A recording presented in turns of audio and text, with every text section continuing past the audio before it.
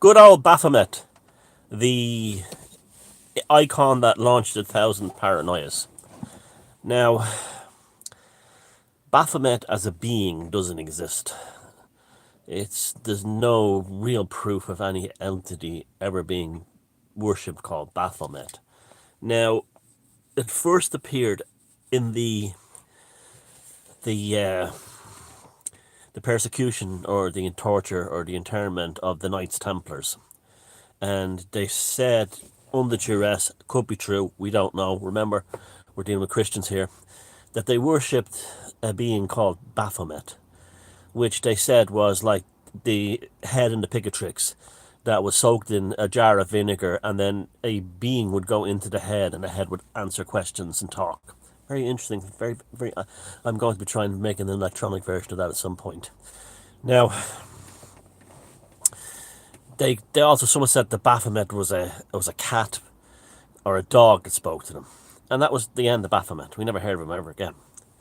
Then Levi in came up with the concept of Baphomet as a kind of a being.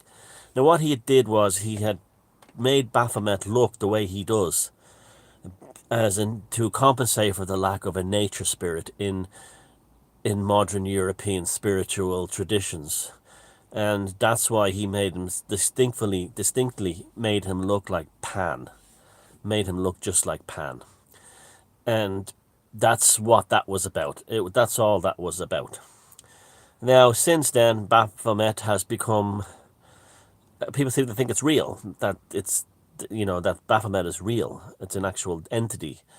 It could be kind of a telepathic entity in some ways, I guess.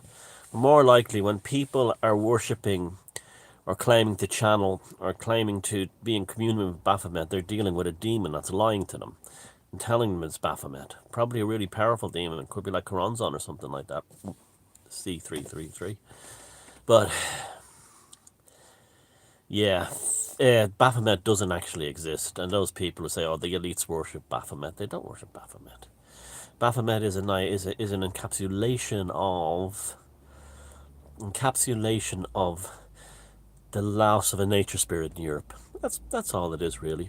And as for the stuff, and it was Levi knew that it was probably a good idea, and that there was a need for or the return of a nature spirit in European spiritual traditions. This is why they never went away. You had things like the Green Man existed long into Christianity. Early Irish abbeys have the Green Man all over it. They had the Shield and a Gig too, lasted well into Christianity. You had the Hare and the Hunter, another nature spirit. Pan did not go away. So that's who Baphomet is. Baphomet is really a reconstructed Pan, but he's irrelevant now because paganism has returned, and you can go directly back to worshipping Pan and venerating Pan. So there you go. So Baphomet doesn't exist, and it's obsolete, and anyone who claims to be talking to or channeling him is probably dealing with a very nasty demon who'll tell them anything they want to hear. So that's it. So Ave Lucifer, and long live the Horn Gods.